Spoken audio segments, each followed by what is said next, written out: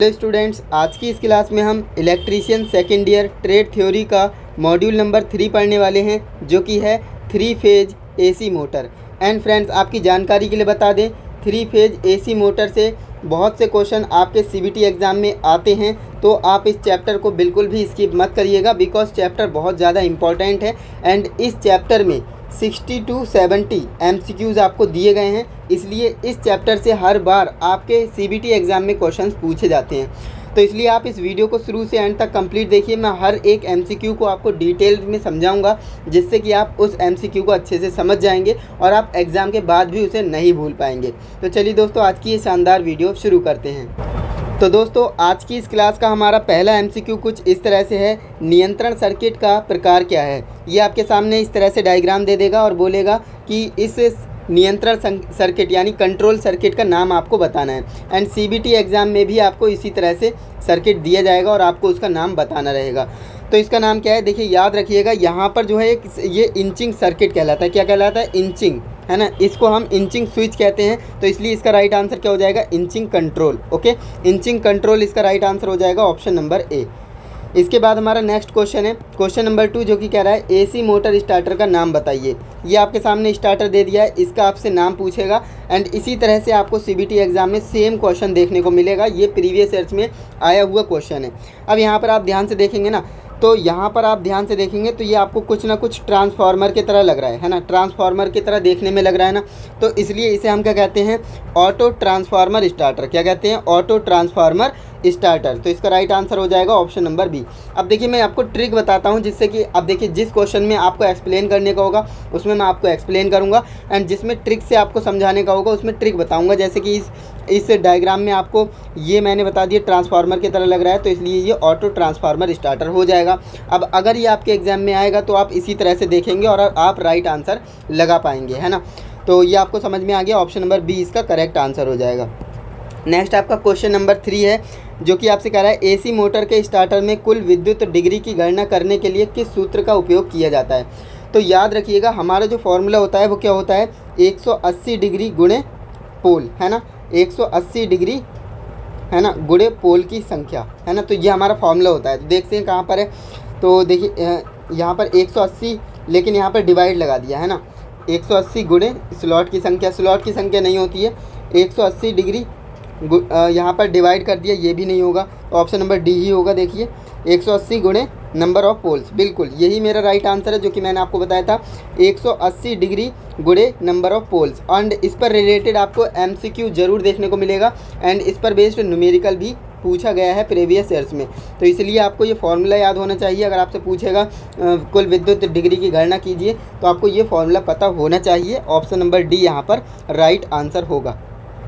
इसके बाद हमारा नेक्स्ट 4th नंबर क्वेश्चन है, पूर्ण लोड यानी फुल लोड पर HP, है ना, 10 HP 3 कला प्रेरण मोटर यानी 3 फेज इंडक्शन मोटर चलाने के लिए फ्यूज दर क्या होनी चाहिए। अब देखिए, यहाँ पर हम जो है मोटर लगाते हैं तो उसके आगे हमें फ्यूज लगाना पड़ता है। फ्यूज क्यों लगाते हैं? क्योंकि वो एक सुरक्षा सामग्री है। वो क्या करता है? फ्यूज का काम क्या होता है? अगर ज़्यादा करंट आएगा, है ना, इसकी एक रेटिंग होती है ना, जैसे 1 एम्पियर 2 एम्पियर, तो अगर उससे ज़्यादा यहाँ पर करंट आएगा तो ये क्या करेगा? ये अपने आप को ब्रेक कर देगा, यहाँ पर फ्यूज उड़ जाएगा और जो हमारे आगे मोटर लगी है वो हमारी मोटर बच जाएगी, है ना। इसीलिए हम फ्यूज का यूज़ करते हैं। तो हमसे कह रहा है कि हमारे पास क्या है ना, 10 HP और 3 फेज इंडक्शन मोटर है हमारे पास। 3 फेज इंडक्शन मोटर है जो कि 10 HP की है। HP बोले तो हॉर्स पावर, है ना। तो हमसे कह रहा है इसके लिए हमें फ्यूज कितने वैल्यू का लगाना पड़ेगा, उसकी दर क्या होनी चाहिए फ्यूज की, है ना। 10 एम्पियर, 15 एम्पियर या 25 एम्पियर या 30 एम्पियर। तो देखिए, याद रखिएगा, जितने HP होता है ना उसका 1.5 गुना, है ना, उसका लगभग 1.5 गुना आपको फ्यूज लगाना पड़ता है ना। तो यहाँ पर बात करें तो देखिए, 10 और 15 तो आपका होगा नहीं, 30 भी आपका नहीं होगा, आपका राइट आंसर 25 होगा। अब ये 25 कैसे आया? देखिए, आपका जो है 1.5 से लेकर 1.6 के बीच में, है ना, जो आपका HP है उससे आप गुणा कर देंगे तो वो आपका राइट आंसर आ जाएगा, जो कि 25 के आसपास आएगा, है ना, 24 या 23 आएगा। तो इसलिए हम ऑप्शन नंबर सी के तरफ जाएंगे। क्लियर है? इस तरह से आपको इसको समझना है। नेक्स्ट क्वेश्चन नंबर 5 हमारे पास है, संपर्क का नाम क्या है, एक्स के रूप में दर्शाया गया है। अब यहाँ पर देखिए ये आपके पास डायग्राम दिया गया है और यहाँ पर ये इस तरह से एक्स बना दिया गया है। अब ये बोल रहा है कि इसका नाम क्या है ना, इसका नाम क्या है। अब हो सकता है यहाँ पर आपको अच्छे से विजिबल ना हो, लेकिन आपके CVT एग्जाम में ये क्वेश्चन आएगा तो एकदम क्रिस्टल क्लियर आपको दिखाई देगा, है ना। तो यहाँ पर हमसे कह रहा है कि इसका नाम क्या है, इस वाले स्विच का नाम क्या है। तो इसको हम क्या कहते हैं, ऑक्सिलरी स्विच कहते हैं। क्या कहते हैं, ऑक्सिलरी स्विच कहते हैं। तो यहाँ पर राइट आंसर क्या हो जाएगा, ऑक्सिलरी कॉन्टैक्ट, है ना। तो ऑप्शन नंबर सी हमारा राइट आंसर हो जाएगा। अब ये ऑक्सिलरी स्विच करता क्या है, जैसे मान लीजिए मेरे पास एक मोटर है ना, अगर मैंने उसके आगे ऑक्सिलरी स्विच लगा दिया तो मैं जब तक उस बटन को दबा करके रखूँगा तब तक मेरी मोटर चलेगी। जैसे ही मैं बटन को छोड़ दूँगा तो हमारी जो मोटर है वो बंद हो जाएगी। यानी पुश बटन की तरह ये काम करता है, ऐसे आप समझ सकते हैं, है ना। तो right answer option number C होगा। नेक्स्ट हमारा क्वेश्चन नंबर 6 है, जो कि कह रहा है AC मोटर स्टेटर वाइंडिंग का प्रकार क्या है। ये आपके सामने एक मोटर का वाइंडिंग दे दी है और कह रहा है कि इसका प्रकार क्या है। तो इसे हम क्या कहते हैं, सिंगल लेयर बास्केट वाइंडिंग। अब यहाँ पर आप ध्यान से देखें तो ये आपको बास्केट की तरह नज़र आ रही होगी, है ना। और यहाँ पर आप देखें तो एक को छोड़कर एक, है ना, हर एक स्लॉट को छोड़कर अगली स्लॉट में क्या है, वाइंडिंग की गई है। तो इसलिए इसे क्या कहते हैं, सिंगल लेयर बास्केट वाइंडिंग कहते हैं। ओके, तो ऑप्शन नंबर ए हमारा राइट आंसर होगा। इसके बाद नेक्स्ट हमारा क्वेश्चन नंबर 7 है, नियंत्रण सर्किट किस परिचालन में उपयोग किए जाते हैं। तो नियंत्रण सर्किट हम किस परिचालन में यूज़ करते हैं, जो कंट्रोल सर्किट होता है। तो यहाँ पर आपको डायग्राम दिया गया है, ऑप्शंस आपको दिखा देते हैं, रिमोट कंट्रोल, इंचिंग या फिर अनुक्रम श्रेणी या फिर आगे और पीछे। तो देखिए मैंने आपको बताया था जो आपके नियंत्रण सर्किट है यानी कंट्रोल करने के लिए जो यूज़ होता है उसमें हम इंचिंग स्विच का यूज़ करते हैं। यहाँ पर आप देख सकते हैं ना। तो इसका राइट आंसर क्या हो जाएगा, इंचिंग, ऑप्शन नंबर बी। इसके बाद हमारा नेक्स्ट क्वेश्चन नंबर 8 है, जो कि हमसे कह रहा है कि 50 हर्ट्ज की आवृत्ति 6 ध्रुव वाले AC 3 फेज इंडक्शन मोटर की तुल्यांकित गति क्या होगी। अब देखिए यहाँ पर आपसे क्या पूछा है, गति, है ना। और गति का एक फॉर्मूला होता है जो कि मैंने आपको प्रीवियस वीडियोज़ में भी बता रखा है ना। तो फॉर्मूला क्या होता है, हमारा फॉर्मूला होता है NS = 120 फ्रिक्वेंसी अपॉन पोल। ये हमारा जो है फॉर्मूला होता है, इस पर बेस्ड हमारा न्यूमेरिकल आया है। चलिए इसे सॉल्व करते हैं। सबसे पहले यहाँ पर मैं फॉर्मूला लिख देता हूँ, NS = 120 फ्रिक्वेंसी अपॉन पोल। ये हमारा फॉर्मूला होता है। अब यहाँ पर हमें NS बोले तो यहाँ पर स्पीड ही है ना। तो हमें स्पीड निकालना है। तो NS = 120 इंटू फ्रिक्वेंसी हमें कितनी दे रखी है, तो 50 हर्ट्ज दे रखी है ना। तो यहाँ पर 50 आ जाएगा, अपॉन पोल कितने हैं, पोल हमारे पास 6 हैं तो 6 आ जाएगा। अब जब इसे आप काटेंगे यहाँ पर तो कितनी बार में कट जाएगा, 6 दूनी 12 यानी 20 आ जाएगा। इसके बाद जब इसे आप कैलकुलेट करेंगे 20 × 50 तो कितना आंसर आ जाएगा, 5 दूनी 10 यानी 1000, है ना। 1000 आपका RPM में आंसर आएगा। ध्यान रखेंगे RPM में आंसर आता है। RPM की फुल फॉर्म क्या होती है, राउंड पर मिनट या रोटेशन पर मिनट। तो ये आपका आ गया है 1000, है ना। तो ऑप्शन नंबर बी यहाँ पर आपका राइट आंसर हो जाएगा। देख सकते हैं ऑप्शन नंबर बी में हमारा क्या दे रखा है, 1000 RPM। तो इस तरह से आप कैलकुलेट कर सकते हैं। इसीलिए मैंने आपको बोला था कि फॉर्मूला याद होना बहुत ज़्यादा ज़रूरी है। अगर आपको फॉर्मूला याद होगा तो आप किसी भी क्वेश्चन को आसानी से कर ले जाएंगे। चलिए आगे बढ़ते हैं नेक्स्ट क्वेश्चन। नेक्स्ट हमारा क्वेश्चन नंबर 6 है, जो कि हमसे कह रहा है 3 फेज इंडक्शन मोटर में प्रतिशत स्लिप की गणना करिए। 50 हर्ट्ज आवृत्ति इसमें दे रखी है और साथ में 6 ध्रुव दे रखे हैं, और जो कि 960 RPM की वास्तविक गति के साथ घूमता है। तो हमें क्या करना है, हमें इसमें स्लिप की गणना करनी है। तो स्लिप की गणना कैसे करते हैं भाई, तो इसका एक फॉर्मूला होता है ना। इसका एक फॉर्मूला होता है जो कि मैंने आपको प्रीवियस वीडियोज़ में भी बता रखा है। यहाँ पर भी मैं आपको हर एक न्यूमेरिकल, है ना, हर एक न्यूमेरिकल सॉल्व करके बताऊंगा। ऐसा बिल्कुल भी नहीं करूँगा कि डायरेक्ट आपको बता रहा हूँ, है ना। तो देखिए यहाँ पर बोल रहा है प्रतिशत स्लिप। ध्यान से देखेंगे ना तो यहाँ पर प्रतिशत और स्लिप ये आंसर आया। यानी अगर स्लिप पूछता तो हम डायरेक्ट स्लिप निकालते, लेकिन प्रतिशत बोला है यानी हमें परसेंटेज में निकालना है। तो इसका फॉर्मूला होता है एस परसेंटेज बोले तो स्लिप की परसेंटेज, है ना, बराबर क्या होता है, NS - NR अपॉन में यहाँ पर NS।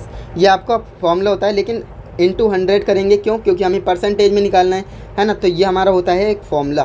क्लियर है। अब देखिए यहाँ पर आप ध्यान से देखेंगे ना तो यहाँ पर हमें 960 RPM दिया है, जो कि किसका मान है, जो कि NR का मान है ना। क्या है, NR का मान है ना।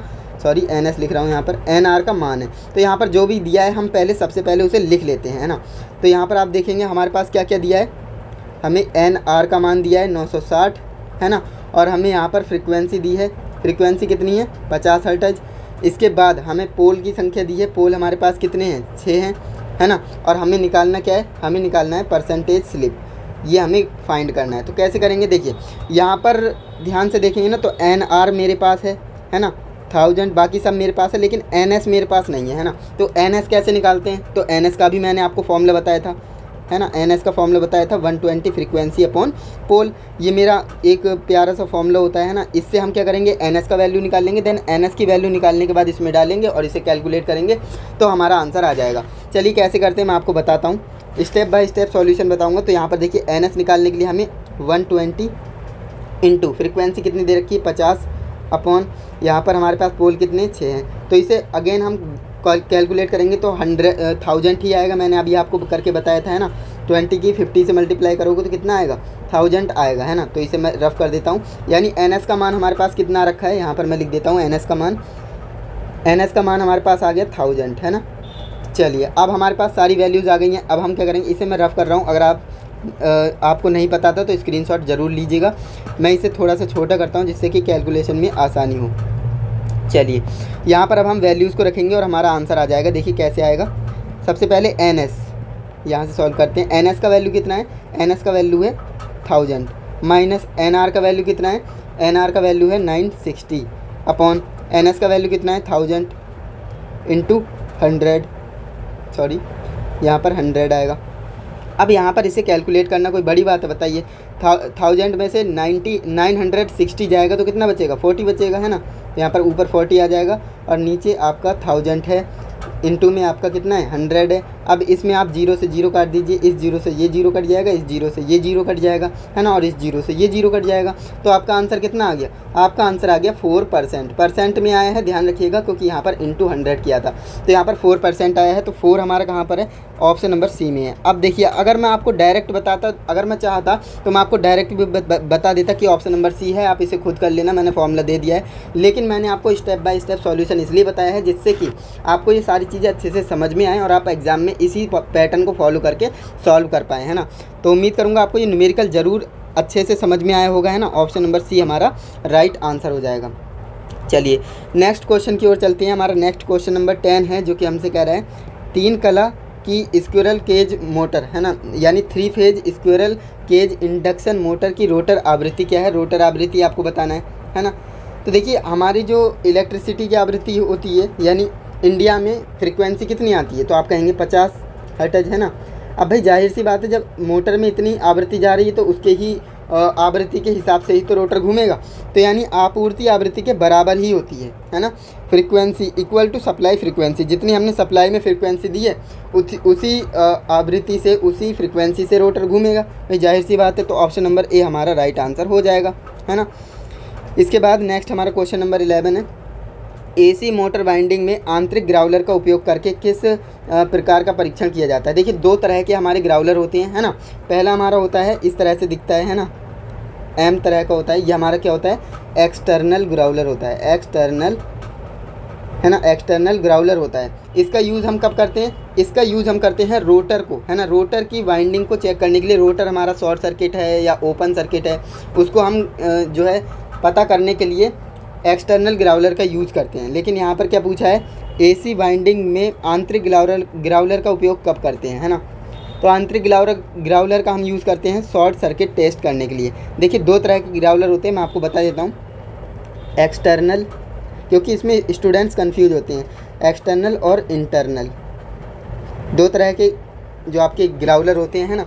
तो इनसे हम किस किस का जांच करते हैं, तो देखिए एक्सटर्नल में हम रोटर रखते हैं और यहाँ पर इंटरनल में हम किसकी, स्टार्टर की जांच करते हैं, है ना, स्टार्टर, है ना। तो इतनी बात आपको याद रखनी है बस। अब इसमें हम क्या करते हैं, ओपन सर्किट और शॉर्ट सर्किट टेस्ट करते हैं। इसमें भी ओपन सर्किट और शॉर्ट सर्किट टेस्ट करते हैं, है ना। बाकी इनसे रिलेटेड अभी क्वेश्चंस आएंगे तो मैं आपको बताऊंगा। बाकी मैंने ये अभी आपको इसलिए बताया है जिससे कि आप इसमें कन्फ्यूज ना हो। अगर एक्सटर्नल ग्राउलर की बात करेगा ना, तो उससे हम रोटर की जाँच करते हैं कि वो ओपन सर्किट है या शॉर्ट सर्किट है। अगर इंटरनल ग्राउलर की बात करेगा तो उसमें हम स्टार्टर की जाँच करते हैं कि वो ओपन सर्किट है या शॉर्ट सर्किट है। क्लियर है। चलिए आगे बढ़ते हैं। तो इसका राइट आंसर हो जाएगा ऑप्शन नंबर डी। इसके बाद हमारा नेक्स्ट क्वेश्चन नंबर 12 है, जो कि हमसे क्या कह रहा है, अपने रोटर पक्ष से 3 कला स्क्विरल केज प्रेरण मोटर की गति को नियंत्रित करने के लिए कौन सी विधि आरोपित की जाती है, ये आपको बताना है। तो उसे हम कहते हैं कैस्केड संचालन। कैस्केड संचालन क्या होता है, जैसे मान लीजिए मेरे पास 3 फेज मोटर है, मैंने RYB यहाँ पर करंट दे दिया। अब यहाँ पर क्या होगा, रोटर घूमेगा, रोटर भी कुछ करंट बनाएगा, तो हम क्या करेंगे, उसके करंट से ही हम एक अगेन यहाँ पर रोटर जोड़ देंगे और वो भी रोटर घूमेगा। तो इसी को हम क्या कहते हैं, इसी को हम कहते हैं कैस्केड संचालन। क्या कहते हैं, कैस्केड संचालन कहते हैं। तो ऑप्शन नंबर ए हमारा राइट आंसर हो जाएगा।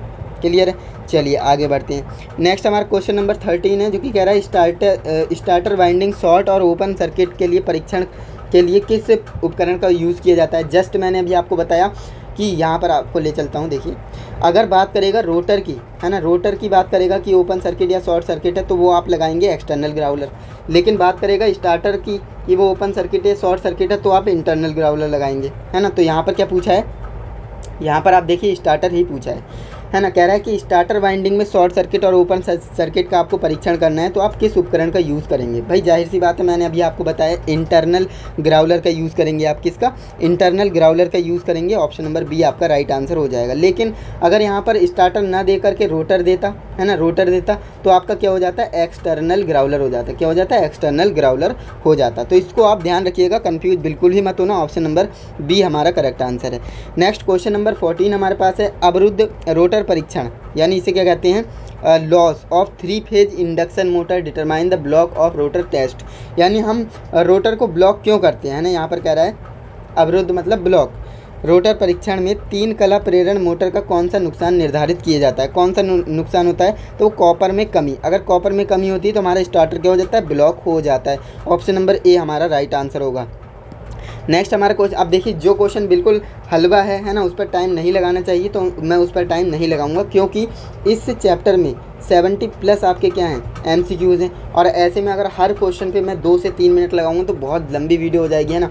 तो जिस पर टाइम देने लायक है, जो इम्पोर्टेंट है, जो आपके CBT एग्ज़ाम में आ सकता है, मैं उसी पर टाइम लगा रहा हूँ। बाकी मैं हवा में निकाल रहा हूँ, बाकी आपको समझा भी रहा हूँ, है ना। ऐसा नहीं कि बिल्कुल आपको समझ में भी ना आए, है ना। तो यहाँ पर बात कर रहा है नेक्स्ट क्वेश्चन की, जो कि हमसे कह रहा है AC मोटर सर्किट में AC फ्यूज, है ना, फ्यूज के अलावा थर्मल कटआउट का उपयोग करने का क्या उद्देश्य है। हम थर्मल कटआउट का उपयोग क्यों करते हैं, तो देखिए थर्मल कटआउट और फ्यूज में क्या अंतर है, मैं आपको बताता हूँ। फ्यूज क्या करता है, अगर मान लीजिए ये 2 एम्पियर का, है ना, 2 एम्पियर का एक फ्यूज है, तो अगर इसमें 3 एम्पियर भी करंट आया ना, तो ये यहाँ से अपने आप को ब्रेक करा देगा, जला देगा, जिससे कि करंट आगे नहीं जा पाएगा, है ना, और आपकी मोटर क्या होगी, बच जाएगी, है ना। लेकिन थर्मल कटआउट क्या करता है ना, ये कहता है कि अगर मेरी रेटिंग से थोड़ा ज़्यादा भी करंट आ रहा है ना, तब भी मैं जाने दूंगा, जब तक हमारी जो मोटर है ना वो ओवर हीटिंग ना हो जाए, है ना। अगर वो ज़्यादा ही हीट कर रही है तभी मैं अपने आप को कट करूँगा, अदरवाइज़ मैं आपको कट नहीं करूँगा। ऐसा क्यों होता है, इसका यूज़ हम इसलिए करते हैं, जैसे मान लीजिए हम फ्यूज़ लगा रहे हैं, तो बार बार लाइट जो है तेज़ आ रही, तो फ्यूज़ उड़ रहा है, उसे हम चेंज कर रहे हैं, ऐसे में क्या टाइम वेस्ट हो रहा है हमारा। तो इसलिए हम थर्मल कटआउट का यूज़ करते हैं। और ये क्या करता है, जब तक मोटर ओवर हीट ना हो जाए तब तक ये चलाते रहता है, और जैसे ही इसे लगता है कि मोटर ज़्यादा ही गर्म हो रही है, तो ये अपने आप को कट कर देता है और सप्लाई को आगे से बंद कर देता है ना। तो यानी लगातार ओवरलोडिंग से अनुमति देता है ना। तो ऑप्शन नंबर सी आपका करेक्ट आंसर हो जाएगा।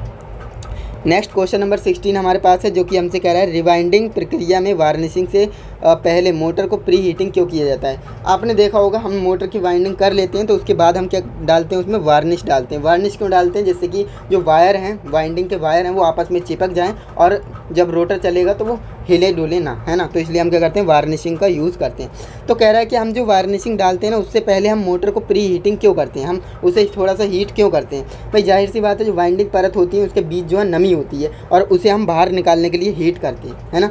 तो ऑप्शन नंबर डी हमारा राइट आंसर हो जाएगा। यानी जो वाइंडिंग है उसमें जो जितनी भी मॉइस्चर है उसे हम क्या करेंगे, निकालेंगे, है ना। इसलिए हम थोड़ा सा हीट उसे करते हैं, प्री हीटिंग करते हैं। ओके, ऑप्शन नंबर डी हमारा राइट आंसर हो जाएगा। नेक्स्ट क्वेश्चन नंबर 17 हमारे पास है, जो कि कह रहा है परिवर्तित गति पर उच्च प्रारंभिक बलागुण प्रदान करने के लिए किस प्रकार की मोटर का उपयोग किया जाता है ना। तो ये आपको बताना है, वेरिएबल स्पीड, है ना, torque, starting torque eight variable speed आपसे पूछ रहा है। तो इसका राइट आंसर क्या हो जाएगा, 3 कला स्लिप रिंग मोटर, है ना, induction motor. Option number C आपका राइट आंसर हो जाएगा। इसके बाद नेक्स्ट आपका 18 नंबर क्वेश्चन है, वाइंडिंग प्रक्रिया में वेजेज का किस सामग्री का उपयोग किया जाता है। जो वेजेज होते हैं उनमें हम किस सामग्री का यूज़ करते हैं उन्हें बनाने में। तो एम्पायर होगा, कपास होगा, या फिर बैम्बू होगा, या फिर टेरिलीन होगा। तो भाई बैम्बू का इस्तेमाल करते हैं। किसका? बैम्बू का इस्तेमाल करते हैं, बांस का यूज़ करते हैं। ऑप्शन नंबर सी हमारा राइट आंसर होगा। इसके बाद हमारा नेक्स्ट क्वेश्चन नंबर 19 है, एसी इंडक्शन मोटर में बलाघूर्ण और स्लिप के बीच क्या संबंध है? जो एसी इंडक्शन मोटर होती है इसमें टॉर्क और स्लिप के बीच में क्या संबंध है, क्या रिलेशन है, वो आपको बताना है। तो इसे आप याद रखिएगा, जो स्लिप है ना, अगर वो बढ़ेगा तो हमारे जो टॉर्क है ना वो क्या होगा? बढ़ेगा।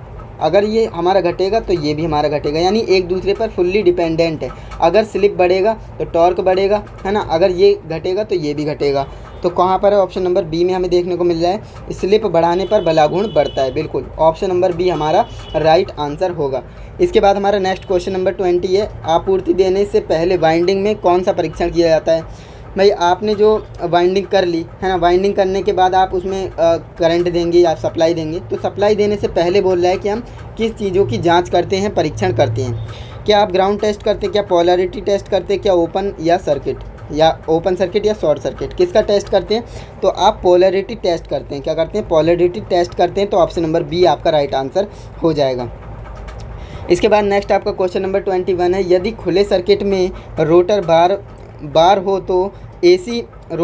तो एसी इंडक्शन मोटर पर क्या प्रभाव पड़ेगा? यानी खुला हुआ सर्किट हमारे पास है, उसमें रोटर बार है, तो एसी इंडक्शन पर हमें क्या प्रभाव पड़ेगा? तो मोटर की अति गर्म होने लगेगी। जो मतलब अति गर्म का क्या मतलब होता है? ओवर हीटिंग होने लगेगी। जो आपका स्टार्टर है ना, जो आपकी मोटर है वो ओवर हीट होने लगेगी इस कंडीशन में, है ना। तो ऑप्शन नंबर डी आपका करेक्ट आंसर हो जाएगा। नेक्स्ट आपका क्वेश्चन नंबर 22 है, जो कि आपसे कह रहा है, रोटर चालकों को 3 कला मोटर में जोड़ी तिरछी स्थिति में क्यों रखा जाता है? थोड़ी तिरछी स्थिति में क्यों रखते हैं, इसका रीज़न आपको बताना है। अधिक समान रोटर क्षेत्र और बलाघूर्ण उत्पन्न करने के लिए हम ऐसा करते हैं। ऑप्शन नंबर डी हमारा राइट आंसर हो जाएगा, तो इसे आप याद रखिएगा। इसके बाद हमारा नेक्स्ट क्वेश्चन नंबर 23 है, एसी 3 फेज मोटरों में रिवाइंडिंग के लिए किस प्रकार के तार का यूज़ किया जाता है? तो ये मैंने आपको लगभग चैप्टर 1 या 2 में भी मैंने आपको बताया था कि सुपर इनेबल वायर का यूज़ करते हैं। जो हमारी नॉर्मल एसी 3 फेज वाइंडिंग के लिए मोटर होती हैं उनमें हम क्या करते हैं? सुपर इनेबल वायर का इस्तेमाल करते हैं। तो ऑप्शन नंबर ए राइट होगा। लेकिन बात करेगा समरसेबल, ये जो पानी वाली मोटरें होती हैं, तो उसमें हम पीवीसी कवर तांबे के तार का यूज़ करते हैं। ओके, ये भी आप याद रखेंगे। नेक्स्ट क्वेश्चन नंबर 24 है, कह रहा है 3 फेज इंडक्शन मोटर में नो लोड टेस्ट से कौन सी हानि निर्धारित होती है? नो लोड टेस्ट होगा तो क्या होगा? आयरन लॉस होगा, है ना। तो ऑप्शन नंबर ए आपका राइट आंसर हो जाएगा, आयरन लॉस। इसके बाद नेक्स्ट आपका क्वेश्चन नंबर 25 है, जो कि आपसे कह रहा है, स्लिप रिंग इंडक्शन मोटर को वाउंड रोटर से क्यों फिट किया जाता है? वाउंड रोटर से हम स्लिप रिंग इंडक्शन मोटर को क्यों फिट करते हैं, ये आपको बताना है। तो ऐसा हम इसलिए करते हैं, उच्च स्टार्टिंग और रनिंग बलाघूर्ण पाने के लिए। हमें क्या चाहिए? हमें उच्च स्टार्टिंग टॉर्क चाहिए, जिससे कि मोटर घूम पाए, है ना। अगर एक बार मोटर घूम जाएगी तो वो स्टार्ट हो जाएगी, देन इसके बाद रनिंग हमारी होती रहेगी मोटर की, है ना। तो इसीलिए बोला जाता है कि हमें उच्च स्टार्टिंग टॉर्क चाहिए और रनिंग बलाघूर्ण चाहिए। ओके, ऑप्शन नंबर डी हमारा करेक्ट आंसर हो जाएगा। नेक्स्ट हमारा क्वेश्चन नंबर 26 कह रहा है कि वाइंडिंग में कौन सा परीक्षण सचित्र किया गया है? हमारे पास एक डायग्राम दिया गया है और बोल रहे हैं कि इसमें कौन सा टेस्ट किया जा रहा है ना। तो इसमें हम क्या कर रहे हैं, ध्यान रखिएगा। यहाँ पर काफ़ी सारे स्टूडेंट्स कंटिन्यूटी टेस्ट लगाते हैं, जो कि गलत आंसर हो जाएगा। इसमें हमारा हो रहा है पोलैरिटी टेस्ट। क्या हो रहा है? पोलैरिटी टेस्ट हो रहा है। तो ऑप्शन नंबर ए आपका करेक्ट आंसर हो जाएगा, जो कि निमी के द्वारा माना गया है। नेक्स्ट आपका क्वेश्चन नंबर 27 है, स्वचालित स्टार डेल्टा में टाइमर का क्या काम होता है? अब देखिए टाइमर का क्या काम है, मैं आपको बताता हूँ। मोटर होती है, मोटर में स्टार और डेल्टा दो कनेक्शन से आपकी मोटर रन करती है। तो जो हमारा टाइमर होता है ना, टाइमर क्या करता है, उसे बदलता है। जैसे जब हमारी मोटर स्टार्ट होती है तो वो स्टार में होती है, देन इसे हमें डेल्टा में कन्वर्ट करना होता है। और डेल्टा में कौन कन्वर्ट करता है? भाई टाइमर करता है। इसके पास एक फिक्स टाइम होता है कि 4 से 5 मिनट या जितना भी है वो इसमें टाइम सेट कर दिया जाता है। देन इसके बाद ये ऑटोमेटिक स्टार से डेल्टा में क्या करता है, कन्वर्ट कर देता है कनेक्शन को, है ना। तो समझ में आ गया होगा आपको टाइमर का क्या मतलब होता है। तो ऑप्शन नंबर सी, स्टार से डेल्टा में बदलने के लिए टाइमर का यूज़ किया जाता है। तो ऑप्शन नंबर सी हमारा राइट आंसर हो जाएगा। इसके बाद नेक्स्ट हमारा एक न्यूमेरिकल टाइप क्वेश्चन आया है, न्यूमेरिकल नहीं है एक्चुअल में, ये 28 नंबर क्वेश्चन देखिए। एसी 3 फेज इंडक्शन मोटर में प्रारंभिक करंट पूछ रहा है कि प्रारंभिक करंट कितना होता है। तो याद रखेंगे जो हमारी 3 फेज मोटर होती है ना, इसमें 5 से 6 गुना करंट होता है ना, फुल भार पर, है ना, जो फुल आपका लोड होता है उस पर करंट कितना होता है, 5 से 6 गुना होता है। तो ऑप्शन नंबर डी आपका करेक्ट आंसर हो जाएगा। चलिए आगे बढ़ते हैं। नेक्स्ट आपका क्वेश्चन नंबर 29 है, जो कि आपसे कह रहा है 3 फेज इंडक्शन मोटर में इंसुलेशन प्रतिरोध को मापने के लिए किस उपकरण का उपयोग किया जाता है। देखिए यहाँ पर बात कर रहे हैं ना 3 फेज इंडक्शन मोटर के इंसुलेशन प्रतिरोध को मापने की, लेकिन अगर यहाँ पर नॉर्मल बोलता कि तार का इंसुलेशन हमें मापना है ना, तो उसका प्रतिरोध हम किससे मापेंगे। यानी एक सिंपल लैंग्वेज में मैं आपको बताऊँ तो किसी भी तार का, जैसे मान लीजिए ये मेरे पास एक तार है और तार के ऊपर क्या होता है, तार के ऊपर क्या होता है, इंसुलेशन चढ़ा होता है ना, इंसुलेशन चढ़ा होता है। अब उस इंसुलेशन का प्रतिरोध कैसा होना चाहिए, आप मुझे बताइए। इसका प्रतिरोध, इसका जो रेजिस्टेंस है, रेजिस्टेंस होना चाहिए कम या फिर रेजिस्टेंस होना चाहिए ज़्यादा, आप खुद बताइए। इसका जो रेजिस्टेंस है ज़्यादा होना चाहिए। क्यों होना चाहिए, क्योंकि आपको मैंने एक बात बताई थी कि रेजिस्टेंस ज़्यादा होगा तो उसमें करंट कम हो जाएगा। यानी ये एक दूसरे के दुश्मन होते हैं। अगर रेजिस्टेंस ज़्यादा है तो करंट कम फ्लो होगा, अगर रेजिस्टेंस कम है तो करंट ज़्यादा फ्लो होगा, है ना। तो इसलिए हम जो है, जो हमारा ये जो वायर होता है, इस पर जो इंसुलेशन होता है, इसका रेजिस्टेंस ज़्यादा रखते हैं। 1 मेगा ओम से ऊपर होता है ना, 1 मेगा ओम से ऊपर होता है। तो इसे आप याद रखेंगे। तो इसलिए हम इसका क्या करते हैं, ज़्यादा प्रतिरोध रखते हैं, है ना। अब इसका जो प्रतिरोध है उसकी जांच कैसे करते हैं, तो जांच करने के लिए हम मेगर का यूज़ करते हैं। किसका, मेगर का यूज़ करते हैं। किसी भी वायर का इंसुलेशन का प्रतिरोध मापने के लिए हम मेगर का यूज़ करते हैं, याद रखेंगे। ऑप्शन नंबर ए आपका करेक्ट आंसर हो जाएगा। नेक्स्ट आपका क्वेश्चन नंबर क्या है, 30, जो कि आपसे कह रहा है एसी वाइंडिंग में कफिंग के लिए किस इंसुलेशन का यूज़ किया जाता है। कफिंग के लिए हम किस इंसुलेशन का यूज़ करते हैं, तो कपड़े पर आधारित जो चिपकने वाला टेप होता है ना, उसके लिए हम इसका यूज़ करते हैं। ऑप्शन नंबर डी हमारा राइट आंसर हो जाएगा। नेक्स्ट 31 नंबर क्वेश्चन आपसे कह रहा है 3 कला मोटर में स्टार्टर के साथ शामिल 2 कार्यात्मक सर्किट क्या हैं। 2 कार्यात्मक सर्किट क्या होते हैं, जो आपका 3 फेज इंडक्शन मोटर होता है, इसके साथ जो आपका स्टार्टर होता है ना, स्टार्टर में बोल रहा है। स्टार्टर कैसा होता है, जो आपके घर में आपने देखा होगा, इस तरह से रेड और ग्रीन कलर का इस तरह से बटन बना रहता है ना, रेड से स्टार्ट होता है और रेड से बंद होता है, ग्रीन से स्टार्ट होता है, तो इस तरह से है ना। तो बोल रहा है कि उस स्टार्टर में क्या क्या 2 चीज़ें शामिल होती हैं। इस स्टार्टर की हमें 2 खासियत बतानी है। तो 2 खासियत कौन सी हैं, ये सबसे पहली बात करंट को कंट्रोल करता है ना। अगर करंट ज़्यादा आ रहा है तो ये क्या करेगा, करंट को कम करके भेजेगा, है ना। अगर करंट ज़्यादा आ रहा है तो स्टार्टर क्या करेगा, करंट को थोड़ा कम करके भेजेगा, जिससे कि मोटर सेफ़ रहे, है ना। इसके बाद क्या करता है, इसमें पावर भी होती है, पावर को ये कम ज़्यादा करके भेज रहा है ना, तो इसलिए राइट आंसर क्या होगा इसका, ऑप्शन नंबर डी। ये क्या कर रहा है, करंट को कंट्रोल कर रहा है ना, सर्किट को कंट्रोल, और करंट को भी कम ज़्यादा करके भेज रहा है। तो इसका राइट आंसर क्या हो जाएगा, option number D. Okay. Next आपका क्वेश्चन नंबर 32 है, जो कि आपसे कह रहा है एसी वाइंडिंग में कॉइल को क्या कहते हैं। एसी वाइंडिंग में हम कॉइल को क्या कहते हैं, तो उसे हम श्रेणी में जुड़े घुमावों की संख्या कहते हैं, है ना। श्रेणी में जुड़े घुमावों की संख्या क्यों कह रहे हैं, तो देखिए एसी वाइंडिंग में आपने देखा होगा, वाइंडिंग की जाती है तो इस तरह से की जाती है ना, सीरीज में ही की जाती है। तो श्रेणी में जुड़े हुए जो घुमाव होते हैं उनकी संख्या, number of turns in connecting series, है ना। तो ऑप्शन नंबर ए आपका राइट आंसर हो जाएगा।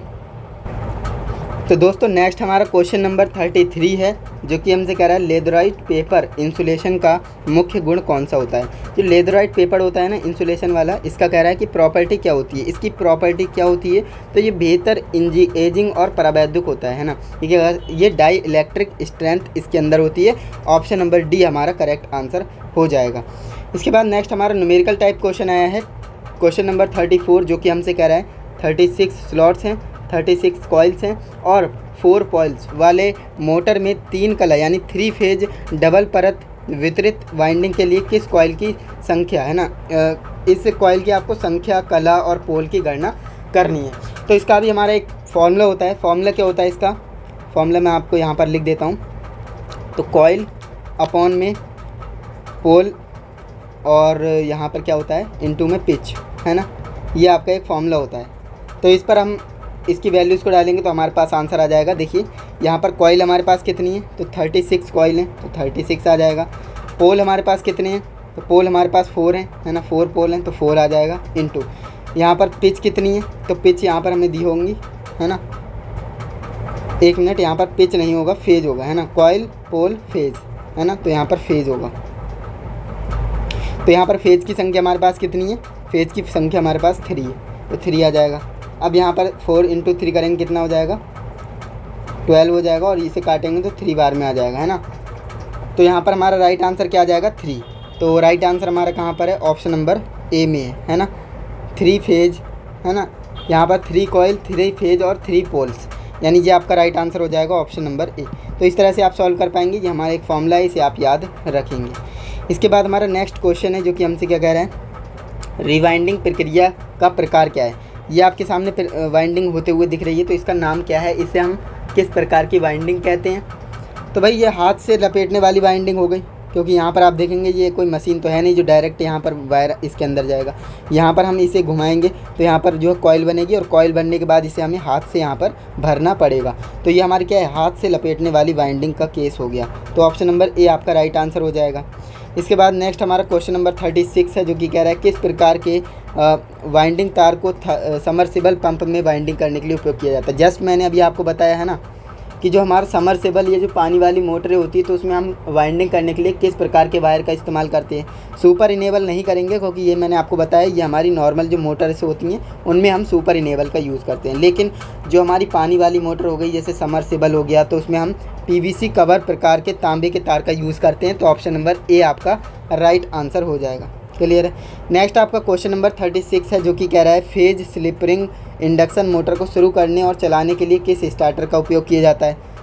तो इसके लिए हम क्या करते हैं, रेजिस्टेंस जो स्टार्टर होता है, यानी रिहोस्टेट स्टार्टर, इसका यूज़ करते हैं। अब काफ़ी स्टूडेंट्स DOL स्टार्टर मारते हैं, लेकिन वो आपका गलत आंसर हो जाएगा। राइट आंसर हमारा ऑप्शन नंबर बी यहाँ पर होगा। नेक्स्ट हमारा क्वेश्चन नंबर 38 है, जो कि कह रहा है AC मोटर में लंबी कॉर्ड वाइंडिंग न करने का क्या कारण है। लंबी कॉर्ड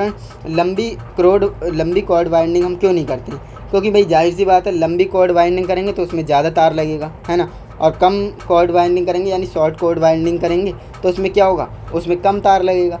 तो इसलिए हम जो है AC मोटरों में लंबी कॉर्ड वाइंडिंग क्यों नहीं करते हैं, क्योंकि इसमें अधिक वाइंडिंग के तार की आवश्यकता होती है। समझ में आया, ऑप्शन नंबर सी आपका राइट आंसर होगा। नेक्स्ट क्वेश्चन नंबर 39 है, जो कि हमसे कह रहा है 3 phase squirrel phase induction motor slip ring and slip की गणना कीजिए। यानी इसमें हमें क्या करना है, यहाँ पर हमें स्लिप गति की गणना करनी है, और इस स्लिप गति की गणना करने का हमारा एक फॉर्मूला होता है। वो कौन सा होता है, तो याद रखेंगे इसका फॉर्मूला क्या होता है हमारा, NS, यहाँ पर मैं लिखता हूँ NS, S फॉर स्लिप, है ना। तो NS बराबर होता है NS - NR, NS बराबर NS - NR। क्लियर। तो ये हमारा राइट आंसर हो जाए। अब यहाँ पर देखिए, अगर परसेंटेज स्लिप की बात करेगा, अगर परसेंटेज N स्लिप की बात करेगा तो क्या हो जाएगा, तो आपका वही फॉर्मूला होगा जैसे NS बराबर NS - NR, लेकिन अपॉन में क्या आ जाएगा, NS आ जाएगा, और इनटू में 100 आ जाएगा। इस पर बेस मैंने आपको न्यूमेरिकल भी कराया है इसी वीडियो में, है ना। तो समझ में आया, अगर सिर्फ N स्लिप की बात करेगा तो ये फॉर्मूला होगा, और परसेंटेज स्लिप की बात करेगा तो ये फॉर्मूला हो जाएगा। क्लियर। तो ऑप्शन नंबर ए हमारा राइट आंसर हो जाएगा, NS = NS - NR। इसके बाद नेक्स्ट हमारा क्वेश्चन नंबर 40 कह रहा है कि कॉलर का क्या कार्य होता है। कॉलर हमारी शर्ट वाली कॉलर की बात नहीं कर रहा है, ये इस कॉलर की बात कर रहा है। यहाँ पर आप देख रहे हैं ना, ब्लैक कलर की इस कॉलर की बात कर रहा है। इसका हम क्यों यूज़ करते हैं, तो ये क्या करता है, ये इंसुलेशन का कार्य करता है। किसका, इंसुलेशन का कार्य करता है। अब इंसुलेशन वाले यहाँ पर 2 ऑप्शन है, एक ये है और एक ये है, ये तो वैसे ही एलिमिनेट हो जाएंगे। तो अब बात करें देखिए, कुंडली टेपिंग के लिए इंसुलेशन का प्रयोग करता है या फिर चारों ओर, बिल्कुल चारों ओर, याद रखिएगा, क्षेत्र के चारों ओर इंसुलेशन प्रदान करता है। तो ऑप्शन नंबर ए आपका राइट आंसर हो जाएगा। इसके बाद हमारा नेक्स्ट क्वेश्चन नंबर 41 है, जो कि हमसे कह रहा है शीतलन के लिए किस प्रकार की वाइंडिंग की अधिक जगह है ना, वाइंडिंग में अधिक जगह होती है, ये आपको बताना है। तो ओवर हैगिंग कॉइल और योक के बीच। अब देखिए यहाँ पर जो राइट आंसर है ना, वो ऑप्शन नंबर बी भी जा सकता है, ओवर हैगिंग कॉइल और रोटर के बीच। लेकिन निमी ने क्या मान रखा है, निमी ने ऑप्शन नंबर सी मान रखा है। तो ऑप्शन नंबर सी को ही हमें याद करना है, और सी को ही CBT एग्ज़ाम में लगा करके आना है, क्योंकि आप निमी के अकॉर्डिंग चलेंगे तभी आपको नंबर मिलेंगे, क्योंकि आपके जो क्वेश्चन चेक होते हैं वो निमी ही करेगा, है ना। तो इसलिए आपको निमी के अकॉर्डिंग चलना है। तो ऑप्शन नंबर सी आपका राइट आंसर हो जाएगा। इसके बाद नेक्स्ट हमारा क्वेश्चन नंबर 42 है, पैनल बोर्ड कहाँ उपयोग किए जाते हैं। तो पैनल बोर्ड देखिए, जो आपके कंट्रोल पैनल की बात करें तो वो आपके औद्योगिक क्षेत्रों में होते हैं ना, औद्योगिक मोटर ड्राइव में, है ना। लेकिन घरेलू जो उपकरण होते हैं वहाँ पर भी हम क्या करते हैं, पैनल बोर्ड का यूज़ करते हैं, लेकिन 3 फेज घरेलू वायरिंग में, है ना। 3 फेज अगर घरेलू वायरिंग आपकी है तो वहाँ पर पैनल बोर्ड का यूज़ किया जाता है। तो ऑप्शन नंबर सी आपका राइट आंसर हो जाएगा। क्वेश्चन नंबर नेक्स्ट हमारा है, कह रहा है 1440 आरपीएम पर घूर्णन कर रहे 7.5 एचपी स्क्विरल केज मोटर द्वारा निर्मित बलाघूर्ण न्यूनतम मीटर में ज्ञात कीजिए, है ना। न्यूनतम मीटर में आपको इसे ज्ञात करना है। तो इसका राइट आंसर क्या होगा? Option number D. एंड ये वाला क्वेश्चन आपके लिए है होमवर्क, क्योंकि ये क्वेश्चन मैंने आपको करा रखा है। तो इसका राइट आंसर आप मुझे क्या करेंगे, कमेंट बॉक्स में बताएंगे। हालांकि यहाँ पर आपको दिख रहा है ऑप्शन नंबर डी, लेकिन यहाँ पर इसका सॉल्यूशन जो स्टूडेंट्स करेगा उसका जो कमेंट है मैं उसे पिन कर दूंगा, है ना, और हार्ट का भी सिंबल भेज दूंगा, जिससे कि सभी स्टूडेंट्स राइट आंसर का सॉल्यूशन देख पाएंगे। ओके, बाकी इसका जो सॉल्यूशन अगर आपसे नहीं होता है तो मैं नेक्स्ट वीडियो में ज़रूर कराऊंगा। नेक्स्ट आपका क्वेश्चन नंबर 44 है, जो कि आपसे कह रहा है रोटरी स्विच के किस प्रकार के डिज़ाइन का सचित्र वर्णन किया गया है।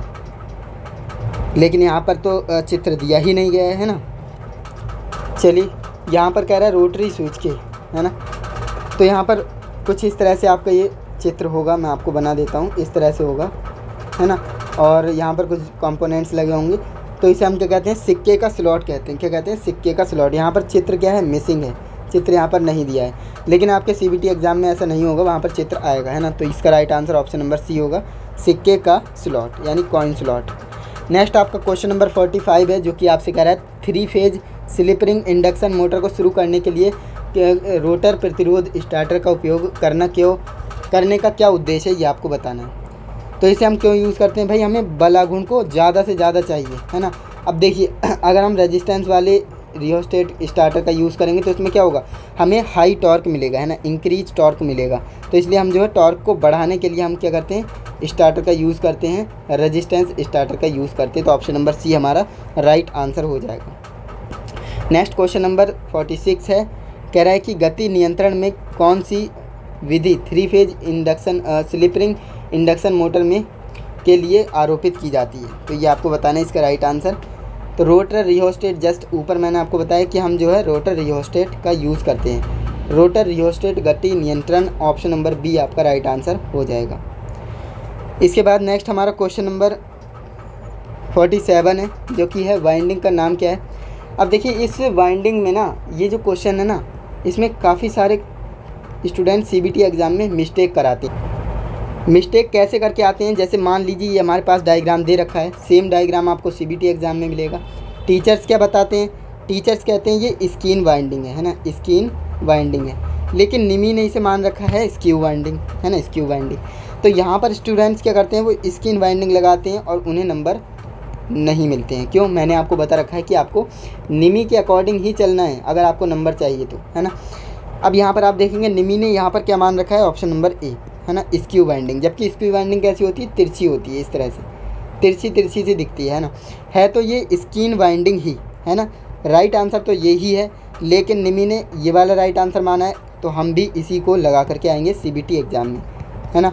मैंने आपको कई बार बताया है, अगर आप सीबीटी एग्ज़ाम में अपनी चलाएंगे ना, तो वहाँ पर आपको नंबर नहीं मिलेंगे। आपको निमी के अकॉर्डिंग चलना पड़ेगा सीबीटी एग्ज़ाम में, क्योंकि वही आपको नंबर देगा, है ना।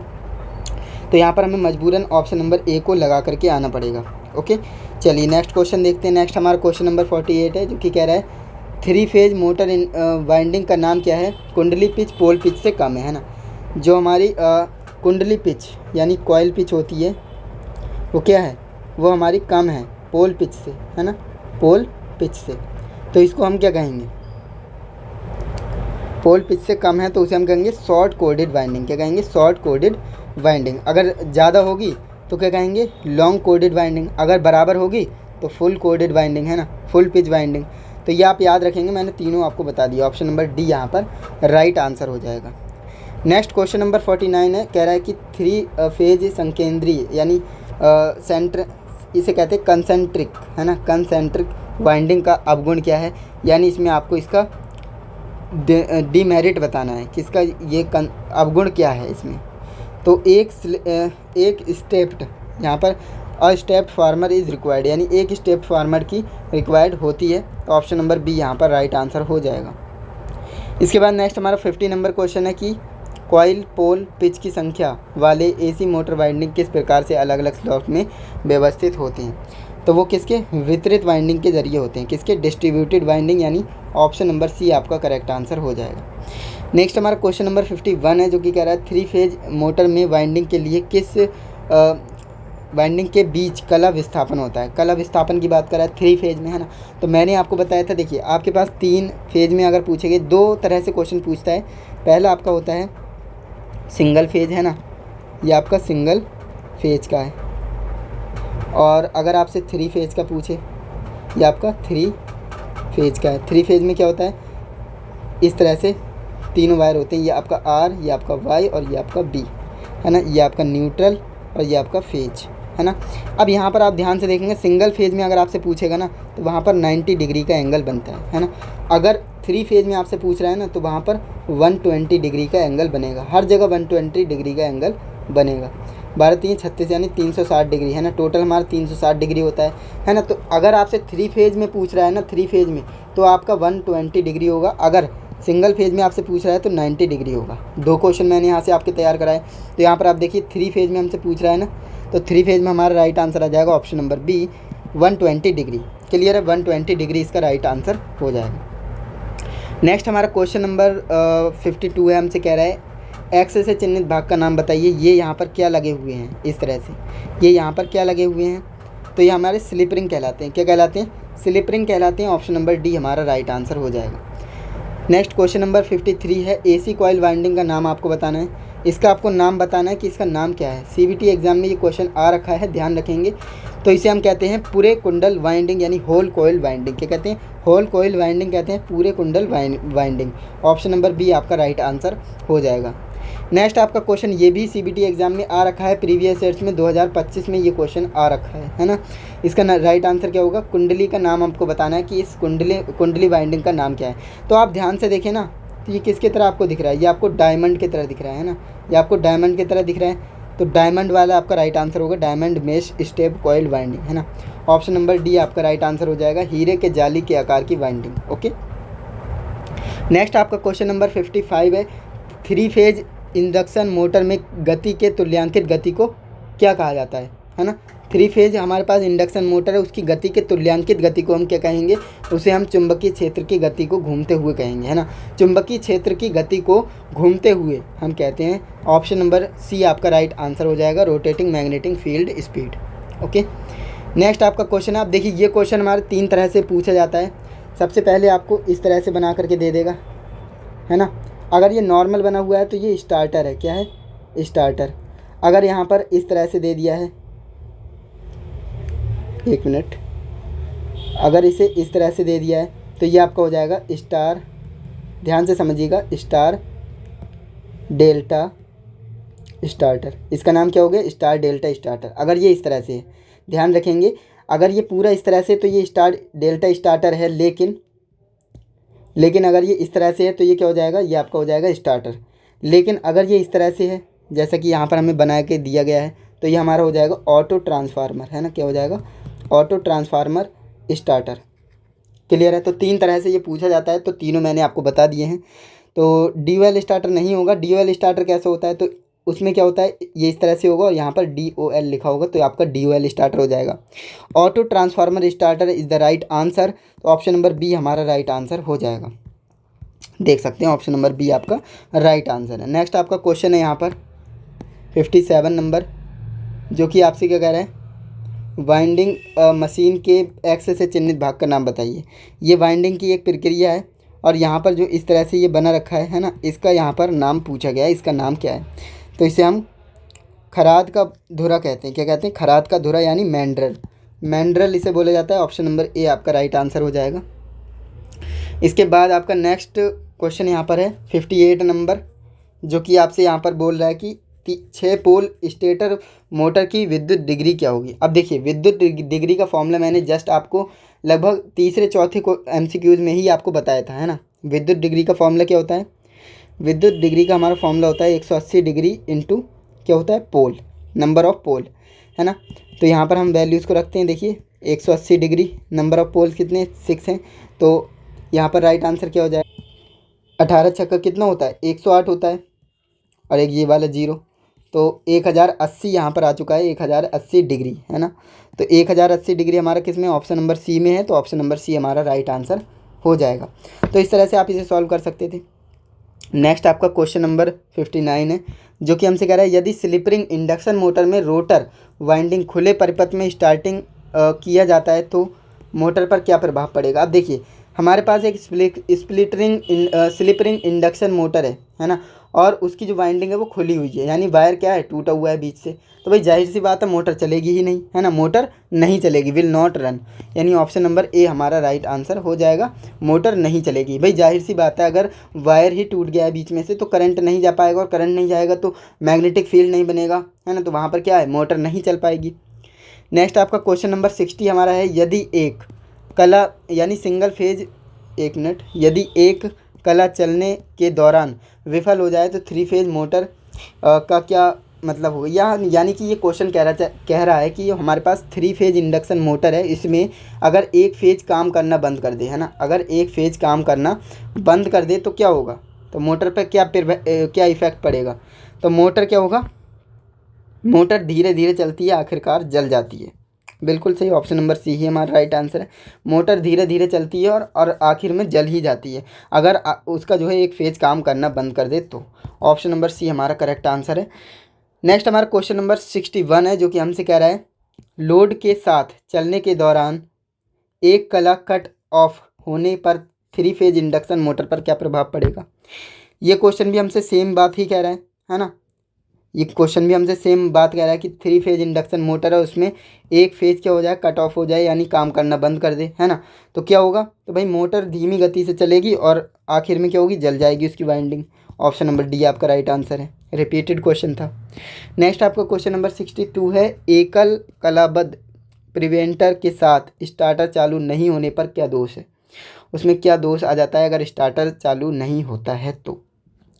अनुचित कला, जो इम्प्रॉपर आपने जो है फेज सीक्वेंस को अच्छे से सेट नहीं किया होगा, जिस वजह से ये कंडीशन होगी, तो ऑप्शन नंबर ए आपका राइट आंसर हो जाएगा। नेक्स्ट क्वेश्चन नंबर 63 है, लोड होने पर एसी 3 फेज इंडक्शन मोटर में कम गति से चलने का क्या दोष है। यानी लोड हमारे पास है ना, और उसमें जो है 3 फेज इंडक्शन मोटर कम गति से चल रही है, तो इसका क्या मामला है, इसमें क्या कमी आ चुकी है। तो स्टेटर वाइंडिंग में आंशिक रूप से लघुपतंग हो रखा है, यानी शॉर्ट सर्किट हो रखा है ना, पार्शियली, है ना, पूरी तरह से नहीं, पार्शियली जो है उसमें जो है स्टेटर वाइंडिंग में क्या हो रखा है, शॉर्ट सर्किट हो रखा है ना। ऑप्शन नंबर डी हमारा राइट आंसर हो जाएगा।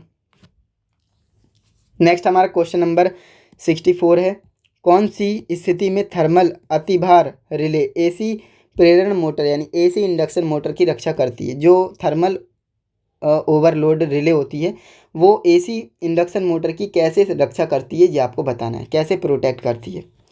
तो भाई ओवर करंट से ही तो प्रोटेक्ट करेगी। अगर ओवर करंट आएगा, जैसे मान लीजिए यहाँ पर 5 या 15 एम्पियर का करंट यहाँ पर इसकी रेटिंग है, अगर इससे ज़्यादा करंट आएगा तो ये क्या कर देगी, ट्रिप कर जाएगी और आपकी मोटर की रक्षा करेगी, है ना। तो क्या कर रही है, करंट, है ना, ओवर करंट से क्या कर रही है, प्रोटेक्ट कर रही है। ऑप्शन नंबर सी आपका राइट आंसर हो जाएगा। इसके बाद नेक्स्ट आपका क्वेश्चन नंबर 65 है, जो कि आपसे कह रहा है 3 फेज मोटर स्टार्टर पर सिंगल फेज प्रिवेंटर के साथ बार बार ट्रिप करने का क्या कारण है। जो आपका स्टार्टर है वो सिंगल फेज के साथ क्या कर रहा है, बार बार क्या कर रहा है, ट्रिप कर रहा है, तो इसका क्या काम है, ओवरलोड रोड रिले की गलत सेटिंग। आपने जो OLR है यानी ओवरलोड रिले होती है उसकी आपने गलत सेटिंग कर रखी होगी, तभी ऐसा हो रहा है। तो ऑप्शन नंबर सी आपका राइट आंसर हो जाएगा। नेक्स्ट आपका क्वेश्चन नंबर 66 है, जो कि आपसे कह रहा है इंडक्शन मोटर के रोटर में खुले सर्किट का क्या प्रभाव पड़ता है। इंडक्शन मोटर हमारे पास है और उसके रोटर में क्या है, खुला सर्किट है, यानी उसका सर्किट क्या है, खुल गया है। तो ऐसे में क्या होगा, मोटर शुरू नहीं होगी, मोटर में ओवर हीटिंग होगी, या फिर शाफ्ट का अतिरिक्त होगा, या फिर मोटर बहुत कम गति से चलेगी। अब देखिए यहाँ पर बात करें इंडक्शन मोटर के रोटर में खुले हुए सर्किट पर क्या प्रभाव पड़ेगा, है ना। सर्किट क्या है, खुल रखा है वहाँ पर, तो क्या होगा, मोटर चालू नहीं होनी चाहिए, है ना। ये ऑप्शन राइट हो सकता था, लेकिन यहाँ पर ऑप्शन नंबर डी निमी ने राइट आंसर माना है, जो कि है मोटर धीमी गति से चलती है। तो ऑप्शन नंबर डी यहाँ पर राइट आंसर होगा। राइट आंसर आपका ये भी हो सकता था, लेकिन निमी ने ऑप्शन नंबर डी को माना है, जबकि ऊपर मैंने इसी पैटर्न पर 2 क्वेश्चंस को कराया है, उसमें क्या है, उसमें हमारा ये वाला ऑप्शन को राइट माना है निमी ने।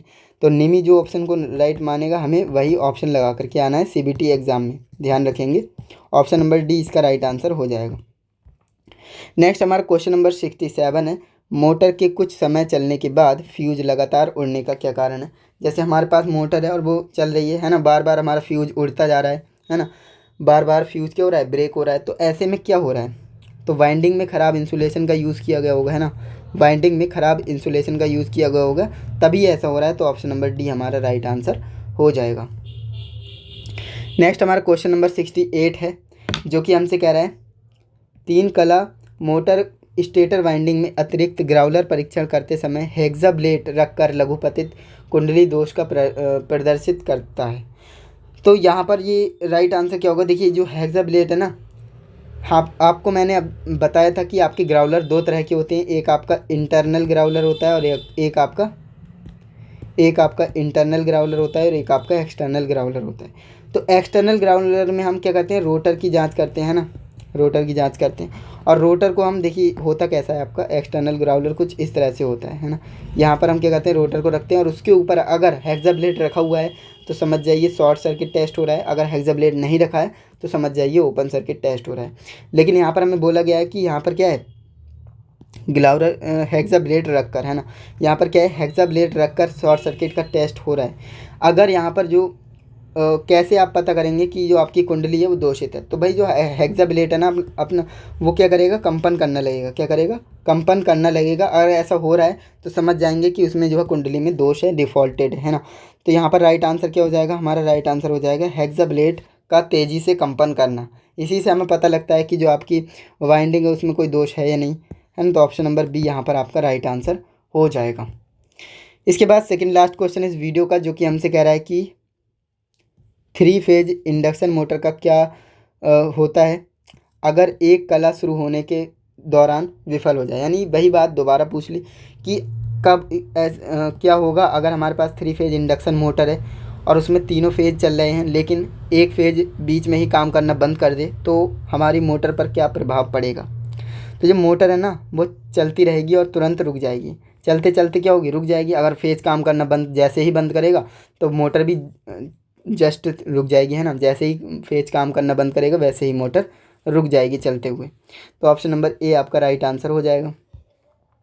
लास्ट क्वेश्चन हमारी इस वीडियो का, जो कि है 70 नंबर, हमसे कह रहा है वाइंडिंग के किस प्रकार के परीक्षण का चित्रण किया गया है। ये आपके सामने क्वेश्चन दिया गया है और ये 2025 के CBT एग्ज़ाम में पूछा गया क्वेश्चन है। ओके, तो कह रहा है कि इसमें किस प्रकार का टेस्ट हो रहा है। तो यहाँ पर काफ़ी स्टूडेंट्स पोलैरिटी टेस्ट लगा देते हैं, जो कि गलत हो जाएगा। यहाँ पर जो है रेजिस्टेंस टेस्ट हो रहा है, क्या हो रहा है, रेजिस्टेंस टेस्ट हो रहा है। तो ऑप्शन नंबर बी यहाँ पर आपका राइट आंसर हो जाएगा। क्लियर है। तो यहाँ पर आपने देखा आज की इस वीडियो में जो ये आपका चैप्टर है ना, सबसे बड़ा चैप्टर यही होता है और इसमें हमने टॉप के 70 MCQs को डिस्कस किया है ना। अगर आपने इन सभी MCQs को तैयार कर लिया अच्छे से, और अगर इस चैप्टर से कोई भी MCQ आया तो उसे आप छोड़कर नहीं आएंगे, क्योंकि इससे बाहर एक भी MCQs नहीं आएगा आपके एग्ज़ाम में। ओके, तो उम्मीद करूँगा आपको वीडियो ज़रूर पसंद आई होगी। अगर आपको वीडियो पसंद आई तो वीडियो को लाइक करें, चैनल पर नए हैं तो चैनल को सब्सक्राइब भी करें, जिससे कि आने वाली वीडियोज़ आपको मिल पाएँ। एंड अगर आपने इस वीडियो को शेयर नहीं किया है तो अपने दोस्तों के साथ शेयर भी कर दें, जिससे कि वो भी इस वीडियो को देख पाएँ और अपनी CBT एग्ज़ाम की तैयारी कर पाएँ। ओके, बाकी हम मिलते हैं नेक्स्ट इंटरेस्टिंग इन्फॉर्मेटिव वीडियो के साथ। तब तक के लिए जय हिंद, वंदे मातरम।